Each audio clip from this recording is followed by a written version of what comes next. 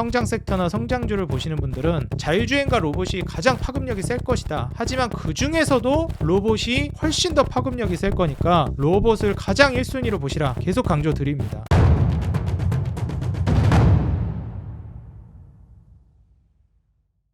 네, 반갑습니다. 주식장인 유튜브 구독자 여러분들, 주식장인입니다. 오늘 드디어 이제 설 연휴가 끝나고 개장이 이제 됐는데요. 이제 사실 우리가 설 연휴 동안 딥시크 관련된 이슈가 좀 크게 있기도 했었고, 미국 같은 경우에는 딥시크 이슈로 인해서 급락이 떨어진 이후에 이제 반등을 보여주고 있긴 하지만, 한국 같은 경우에는 딥시크 이슈가 이제 시장에 반영이 되기 전이었어 가지고 오늘 거래가 시작되면서 바로 딥시크 악재로 인한 주가 급락이 떨어졌습니다.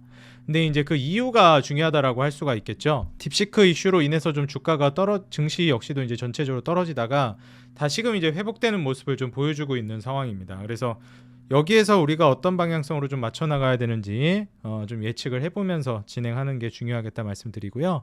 같이 살펴보는 시간 가져보도록 하겠습니다. 일단 기본적으로 우리가 이제 연휴 동안 쉬는 상황이었는데 이때도 이 미국의 경제 성장률이 나오게 됐습니다. 지금 미국이 물가가 올라갈까봐 우려가 돼서 기준금리 인하를 못하고 있는 상황인데 보시게 되면 이제 경제 성장률이 예상치보다 하회하면서 이거 경제 성장이 너무 안 되는 거 아니냐, 경기가 너무 안 좋다. 실제로 소비라든지 이런 부분들, 뭐 정부 투자 이런 쪽에서는 많이 좀 회복이 되는 모습을 보여줬는데 이게 투자가 위축되면서 경제 성장률 예상치를 좀 하회했다라고 발표가 나왔습니다.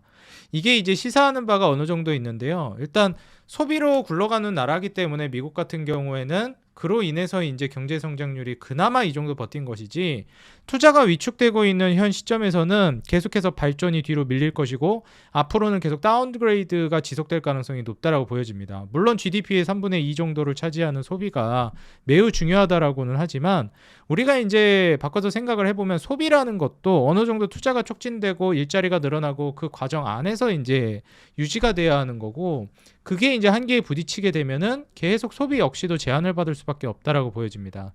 그래서 솔직히 미국 정도 되니까 투자가 저렇게 위축돼도 소비로 버티는 거지, 연말 특수가 이제 끝나가고 있는 시점에서 다음 경제 성장률 발표를 했을 때는 과연 이제 어떻게 나올 것인가, 좀 이 부분은 우리가 우려를 해봐야 된다라고 생각이 듭니다. 제가 계속 강조드리지만 이제 블랙 프라이데이라든지 뭐 산타 랠리, 크리스마스라든지 이런 연말 랠리로 인한 소비가 확 집중이 됐었는데 그 집중된 소비의 효력을 이제 잃게 되는 시점에서 투자까지 이제 위축되어 있다라고 하면 사실 이제 올라가기가 어렵다. 사실 경제 성장이 굉장히 제한적일 것이다 우리가 내다볼 수 있습니다. 그래서 지금 현재 미국의 경제 성장률, GDP 성장률이 2.3% 정도 4분기에 이제 나오게 됐는데, 이게 2024년 4분기니까 이번 올해 25년 1분기에는 글쎄요, 이 성장률이 2.3%를 넘어설 수 있을지는 좀 더 지켜봐야 될 거라고 생각이 들고요. 저는 이대로 유지되면 경제 성장률은 계속 퇴보할 거라고 보고 있습니다. 그래서 우리가 앞으로는 미국의 기준금리 인하 압력이 더 세질 거라고 보고 있고요. 연준 역시도 이 부분을 의식할 거라고 생각이 들어요. 뭐 지금 당장에야 미국에서 이제 트럼프 대통령이 취임하고 얼마 안 된 시점이라 트럼프 대통령의 이제 정책, 뭐 관세라든지 그 다음에 뭐 인프라 정책이라든지 이런 것들이 물가에 어떻게 영향을 주는지를 좀 보고 결정하고 싶어하는 심리가 있다라고 보여지는데, 이게 만약에 그렇게 심각하지만 않다라고 하면 저 경제 성장을 뒷받침하기 위해서 계속 기준금리 인하 기조를 이어갈 걸로 저는 예상이 됩니다. 다만 그 기조를 이어가는 과정 안에서 잠깐 한 번 정도 쉬는 구간을 줬다, 이렇게 해석하면 될 것 같아요. 네, 앞으로 뭐 올해 이제 기준금리 인하 더 이상 없다 막 이런 말도 하던데 저는 그렇게 보지는 않습니다.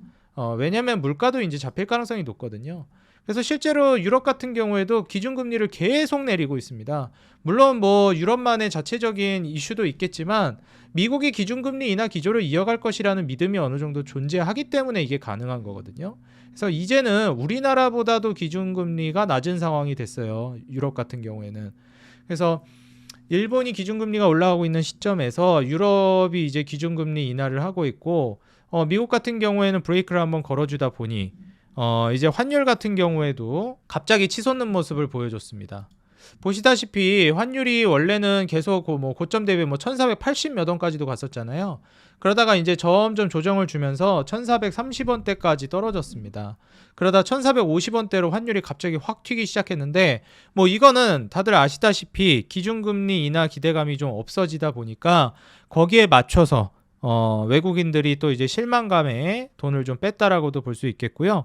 그래서 오늘 같은 경우에 외국인들 매도세가 뭐 선현물, 코스피, 코스닥 모두 이제 매도세가 연출이 됐고요. 그래서 외국인들이 미국의 기준금리 인하가 진행되지 않음으로 인해서 한국과 미국의 기준금리 격차가 계속 유지되다 보니 실망감에 떠났다. 단기적으로 선현물 시장에서 모두 매도 물량이 좀 나와줬다. 그로 인해서 지수 역시도 좀 꺾였다. 이렇게 보시면 되겠습니다.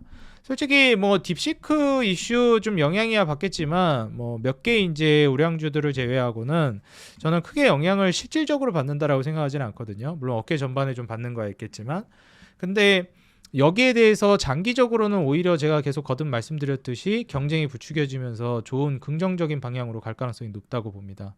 이 환율이 올라가면서 외국인 자금이 좀 빠져나가는 이런 부분은 좀 불안한 요소라고 볼 수 있겠어요. 그래서 지금같이 환율이 좀 불안하게 중간중간 이렇게 툭툭 튀는 모습을 보여주긴 할 겁니다. 왜냐하면 기준금리 인하를 이제 안 하고 잠깐 이제 동결하게 되면 이런 일이 벌어지는데, 이러다가 이제 미국이 불경기를 인정하면서 기준금리를 다시 이제 쭉쭉쭉쭉 혹은 공격적으로 내리는 시점이 오게 될 거라고 저는 보고 있거든요. 그때를 기점으로 해서 미증시도 한 차례 좀 꺾이고 한국도 이제 환율 방어가 좀 어려워지면서 안전자산 선호 심리에 오히려 또 그 과정 안에서 미국으로 더 수급이 몰릴 수가 있습니다. 그래서 미국 주식은 안 사더라도 달러 인덱스가 다시 치솟거나 안전자산인 금 가격이 계속 올라가는 모습을 연출해 줄 수 있어요. 지금 보시게 되면 금 가격이 또다시 이제 신고가를 쓰는 모습을 보여줬습니다. 지금 갈피를 못 잡고 있는 증시고 사실상 이런 가운데서 그렇다고 안정감이 있는 상황도 아니에요. 경제 성장이 전 세계적으로 계속 침체되고 있는 상황이고 다운되고 있는 상황이란 말이죠. 그래서 경기 사이클 자체도 착 가라앉은 상황에서 불안감은 남아 있는데 금리는 인하 안 하고 있고 이러면이 안전자산 쪽으로 계속 이제 수급이 몰리고 있다라고 볼 수 있겠습니다. 이걸 이제 미뤄서 짐작해 보면 시장의 불안감은 아직 제대로 해소됐다라고 보기는 어렵다. 그렇기 때문에 현금 50% 정도의 비중을 계속 유지하는 게 제가 거듭 영상 통해서도 자주 말씀드리지만 매우 중요하다라고 말씀드리고 싶어요. 한 차례 이제 큰 슈팅을 보여주기 전에 큰 조정이 한번 나올 가능성이 있다라고 보는 만큼 이 부분을 우리 투자자 여러분들이 좀 주의해 보시는 게 좋겠습니다. 그래서 실제로 오늘 같은 경우에도 전체적으로 좀 주가가 좀 빠지는 업종별로도 모습이 연출이 됐고요. 특히 이제 건설기계 관련된 종목들이 조정이 많이 나오고 있습니다. 전진건설 로봇도 거의 한 11% 정도 빠지고 SY 스틸텍이라든지 두산바켓, 그 다음에 현대건설기계 전반적으로 올랐던 주가를 반납하는 모습을 보여주고 있어요. 근데 오히려 이런 이제 조정이 나오고 나서 그 이후에는 다시금 한번 이제 또 상승할 거라고 보고 있기 때문에 이번에 하락을 잘 이용하는 게 저는 중요하겠다라고 말씀드리고 싶고요. 그리고 무엇보다 이제 기준금리 인하에 브레이크가 걸리면서 제약바이오도 가려다가 잠깐 이제 신을 내려다가 마는 그런 기점에 위치해 있는데 지금 시점에도 뭐 삼바라든지 알테오젠 이런 종목들은 분위기 나쁘지 않게 가고 있습니다. SK바이오팜도 저는 계속해서 기회를 주고 있다라고 생각이 들어요.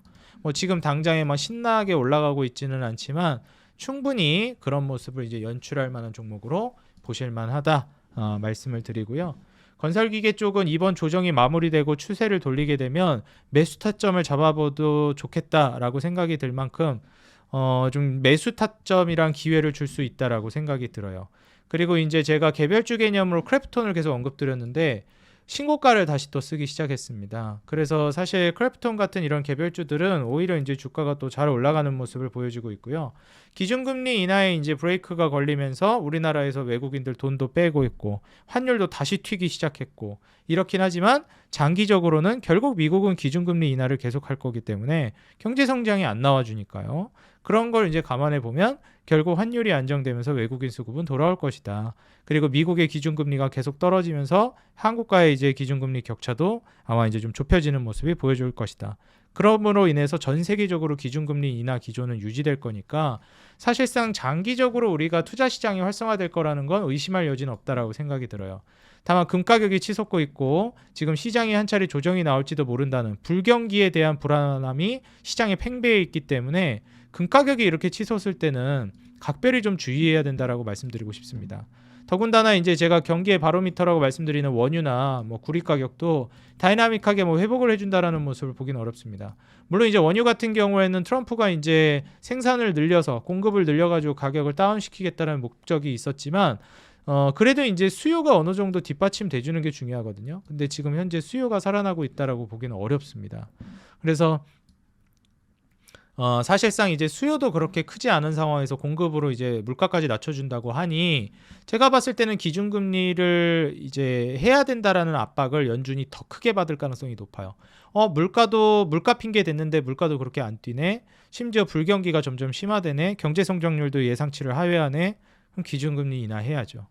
그래서 사실상 이번에 1월 달은 트럼프 취임한 달이기 때문에 아무래도 변동성이 클 것을 우려해서 잠깐 쉰 것뿐이지 다음 이제 FOMC나 앞으로 동결은 많아봐야 두세 번 안에서 끝나고 올해는 저는 한 3번 정도는 기준금리 인하를 감행하지 않을까 예상을 해보고 있습니다. 그래서 우리 투자자 여러분들도 매매를 함에 있어서 빨리 기준금리 인하를 하냐 아니면 좀 길게 늘어뜨려서 기준금리 인하를 하냐 그 차이라고 생각을 하시면 좋을 것 같고요. 그 과정 안에서 이제 불경기로 인한 증시 타격이 오거나 급락이 나오게 되면 그때 이제 50%의 현금을 사용하는 게 좋겠습니다. 그렇지 않다라고 하면은 지금 시점에서는 제가 계속 말씀드리는 인프라라든지 지금 건설기계도 조정을 주고 있잖아요. 조정 주고 다시 회복되는 시점을 노리면서 보는 게 중요할 것 같아요. 제약바이오는 거듭 말씀드리지만 길게 보시면서 가는 게 좋겠다. 그리고 제약바이오 쪽에서 이제 마이크로 디지털이라든지 이제 바이넥스 같은 종목이 움직이고 있습니다. 바이넥스 같은 경우에는 이제 셀트리온에서 이번에 FDA 관련된 이슈가 떴죠. 그래서 CGMP 승인이 이제 났고요. 여기에서 셀트리온 위탁 생산하는 앱토즈마 FDA 승인을 받으면서 바이넥스도 지금 고객사가 셀트리온이죠. 거기서부터 미국 FDA 품목 허가 승인을 통보받았고 이제 미국 FDA에서 최종 시설 점검 보고서 이거를 이제 수령했습니다. 그래서 이 이후에 바이넥스가 셀트리온발 수혜를 받으면서 같이 주가가 좀 움직일 수 있지 않을까 예상이 되는데 사실 이제 바이넥스는 직접적으로 수혜를 받고 몸집도 좀 작은 종목이라 셀트리온보다는 좀 탄력적으로 움직일 가능성이 높아 보입니다. 뭐 유럽 의약품 승인 같은 경우에는 EMA라고 그러는데 EMA GMP 승인도 이제 획득을 했죠. 그래서 똑같은 제품을 가지고 이제 판매를 위한 유럽 승인도 받아놓은 상황에서 미국 FDA CGMP 승인도 받았으니 사실 이제 미국이라든지 유럽 그리고 아시아 특히 이제 일본 시장에 이 바이오 의약품을 이제 바이넥스가 본격적으로 공급하게 되면서 웬만한 우리가 이제 미국, 유럽, 아시아 이쪽 이제 글로벌 3대 제약 바이오 시장이죠. 이쪽에 이제 모두 진출하는 쾌거를 이룩할 수 있을 거라고 보여집니다. 그래서 그 셀트리온 악템라 바이오시밀러 앱토즈마주 이게 이제 이번 수혜를 받을 수 있을 만한 상품인데 품목 허가 이후에 바이넥스의 이제 동반 수혜를 좀 기대해 볼 수 있을 만한 이슈가 나와줬다라는 점 참고해 보시면 좋을 것 같습니다. 물론 지금 이제 순이익 기준으로 따졌을 때는 저평가되어 있다라고 보기는 어렵습니다. 바이넥스 같은 경우는. 그래서 여전히 바이오시밀러나 혹은 생물보안법 관련해 가지고 CDMO 관련된 수혜를 노린다면 저는 삼성바이오로직스가 기본적으로 먼저 선행이 되고 그 다음에 뭐 바이넥스를 본다든지 마이크로 디지털을 본다든지 이런 중소형 CDMO 관련된 종목들도 눈여겨보는 거 나쁘지 않다라고 생각합니다. 하지만 항상 1순위는 삼성바이오로직스부터 보시는 게 좋다. 이렇게 좀 조언을 드릴게요. 그리고 이제 건설기계나 이런 쪽은 좀 어렵지만 로봇 같은 경우에 오늘 여전히 또 강세를 보여줍니다. 제가 거듭 말씀드리지만 레인보우 로보틱스는 아직도 늦지 않았다. 계속 말씀을 드렸죠. 우상향하고 있는 시점에서. 오늘 또 추가적인 급등이 나오면서 2차 슈팅이 나오고 있고요. 제가 2차 전지의 10배는 뛰어넘을 것이다. 로봇에 대해서 강조했던 만큼 제가 울타리를 쳐드렸죠. 두산 로보틱스, 레인보우 로보틱스, 뉴로메카 그리고 하이젠 RNM도 슈팅 나왔습니다. 그 다음에 로보티즈도 급등 나오고 있고요. 그리고 SPG, 고영, 이런 종목들이 이제 좋다. 이 안에서 보시는 게 중요하니까 다른 종목까지 보실 거 없이 이 안에서 투자를 좀 고려해 보시라. 고영 역시도 이제 추가 상승이 나오고 있고 SPG 역시도 추가 급등이 나오고 있는 모습입니다. 사실 이제 로봇 관점에서 봤을 때는 1차 슈팅이 나오고 이번에 2차 슈팅이 진행되고 있다라고 보여지거든요. 저는 최소한 4차 내지 5차 슈팅까지도 충분히 나올 수 있다라고 보여지기 때문에 이번 2차 슈팅 도중에 조금 사거나 2차 슈팅 이후에 조정이 나올 때도 늦지 않았으니까 그때라도 로봇주는 조금이라도 담아보는 게 저는 좋을 것 같다 조언드리고 싶습니다. 사실상 이제 앞으로 인플레이션의 가장 마지막 단계 그리고 가장 강력한 단계인 임금 인플레이션이 도래하기 때문에 이 임금 인플레이션을 대체할 수 있을 만한 수단 그리고 기업들의 이제 사업성을 높여주기 위한 수단으로서 로봇이나 스마트 팩토리가 계속 각광받을 거니까 이 시점에서 로봇이 움직일 때가 왔다. 아마 다음 슈퍼사이클은 2차 전지만큼의 이제 폭발력을 보여줄 수 있을 만한 섹터는 사이클 산업을 제외하고요. 저는 로봇이라고 보고 있으니까 성장 섹터나 성장주를 보시는 분들은 자율주행과 로봇이 가장 파급력이 셀 것이다. 하지만 그 중에서도 로봇이 훨씬 더 파급력이 셀 거니까 로봇을 가장 1순위로 보시라. 계속 강조드립니다.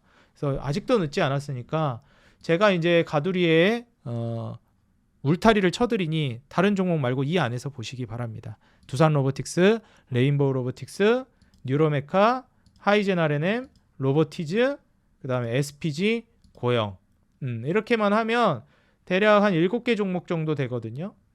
여기를 이제 넘어가는 거는 굳이 뭐 다른 종목이 안 좋다가 아니라 좋거든요. 근데 말씀드린 7개 종목이 거의 저는 이제 주력 핵심이 되는 종목들이라고 보고 있는 만큼 그 종목들 안에서 투자를 좀 고려해 보시기 바라겠습니다. 아직 2차 슈팅 안 나온 종목들도 있습니다. 뭐 뉴로메카나 뭐 두산 로보틱스나 이런 종목들은 아직 2차 슈팅 안 나왔어요.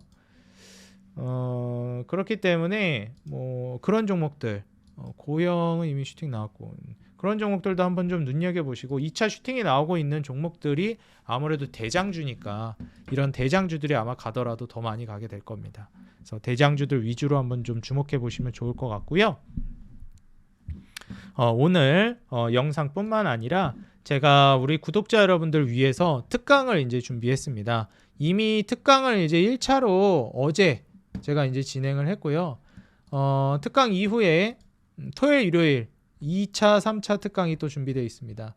특강뿐만 아니라 제가 여기 이제 텔레그램 방에다가 계속해서 이제 자료들 올려드리고 있어요. 그래서 여러분들이 시황이라든지 이런 것들도 이 텔레그램 방 하나에서 다 끝낼 수 있게끔 시황과 정보 다 잡아드리니까 100% 무료고 비밀번호도 없고 개인정보 뭐 써야 되고 그런 것도 아무것도 없습니다. 우리 구독자 여러분들 위해서 무료로 운영하는 방이니까 꼭 오셔서 혜택 받아가시기 바라고요. 이 방에 텔레그램 방에 들어오신 분들에게만 이렇게 토요일 일요일도 제가 특강을 진행할 겁니다. 그래서 특강 참여하겠다 하시는 분들은 이미 1월 30일 날 1차 특강이 끝났고요. 2차 3차 특강 내가 참여하겠다 하시는 분들은 하단에 더보기란이랑 고정 댓글에 텔레그램 방 링크 있으니까 거기 통해서 들어오셔가지고 아직 참여하지 못하신 2가지 토요일 일요일 특강은 꼭 참여해 보시기 바라겠습니다. 1강은 이제 어느 정도 전체적인 틀을 잡아드리는 거고 2강, 3강이 진짜 중요한 강의니까 1강 놓치셨더라도 2강, 3강은 꼭 들어보시기 바랍니다. 그리고 이제 우리 구독자 여러분들 사랑에 힘입어서 최근에 우리 구독자 여러분들이 정말 빠르게 늘고 있습니다. 진심으로 감사드린다 말씀드리고요. 아직 구독 안 눌러주셨다 하시는 분들은 구독과 알람 버튼, 좋아요 눌러주시기 바라겠습니다. 조금만 시간 내주셔서 여러분들 응원 댓글 짧게나마 써주시면 제가 정말 너무 큰 힘이 되더라고요. 여러분들 조금 짧게 쓰셔도 상관없으니까요. 응원 댓글 꼭 달아주시면 감사하겠습니다. 항상 우리 개인 투자자 여러분들의 수익 그 하나만을 위해 여러분들이 돈을 벌어야 제가 돈을 번다는 모토로 정진해 나가도록 하겠습니다. 지금까지 주식장인이었습니다. 감사합니다. 행복한 하루 되세요.